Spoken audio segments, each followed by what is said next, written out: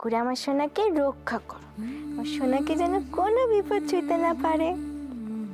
এটা আমার সোনা, তো সোনা হাসি হাসি করছে। সোনার কাছে মা আছে, ঠাকুর আছে, সোনার কিচ্ছু হবে না, আমার সোনার কিচ্ছু হবে না। কার বাচ্চা এটা?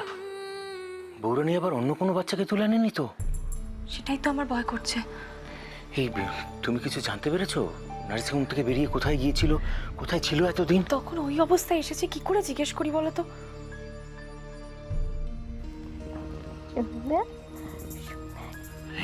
জুই, আমার মনে হচ্ছে বৌরানী মানসিক ভারসাম্য হারিয়েছে। কি বলছো কি তুমি? আরে দেখছো না, অন্য একটা বাচ্চাকে নিয়ে এমন মশগুল হয়ে রয়েছে যেন নিজের বাচ্চা। তুমি কি বলতে চাইছো? হ্যাঁ, মানে এরকম মানসিক অবস্থায় মানে কোনো ভুল করে ফেলাটা তো অসম্ভব কিছু নয়।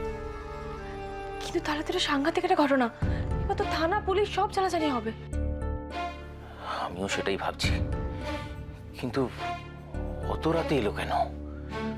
নির্ঘাত পালিয়ে এসেছে জানো। আচ্ছা, পুলিশ যদি জেনে যায় বৌরানী এখানে আছে? আমার মনে হয় না পুলিশ জেনেছে, কারণ পুলিশ যদি জানতো তাহলে তুমি আর আমি এখন এখানে থাকতাম না। এই ভাবছো কেন? দাঁড়াও, আমি বড় ভাগ্নিকে একটা ফোন করি, ফোন করে বলি যে বৌরানী এখানে এসেছে। সবাই কত চিন্তা করছে। দাঁড়াও, কি হলো? এখন কাউকে ফোন করার দরকার নেই। মানে আরে সবাই জানতে পারলে কি ফল হবে বুঝতে পারছো? বৌরানী অনেক ভরসা করে এখানে এসেছে। আচ্ছা, আমি কখন বললাম ভরসা করে আসেনি? কিন্তু আমাদের কথা তো আমরা ভাবছি না, বৌরানীর কথাটা একবার ভেবে দেখো। পুলিশে জানলে কি হবে একবার দেখো, বৌরানীর কাছে আমি ব্যক্তিগতভাবে ঋণী। আর এই সময় আমি বৌরানীর সাথে থাকবো না, এটা তো হতেই পারে না।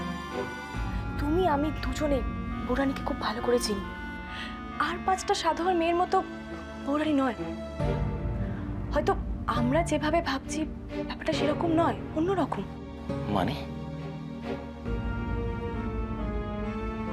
আমি বৌরানীর সাথে কথা বলি, তারপর পুরো ব্যাপারটা বুঝে নি। তুমি যাও একটু, আমি একা বৌরানীর সাথে কথা বলছি।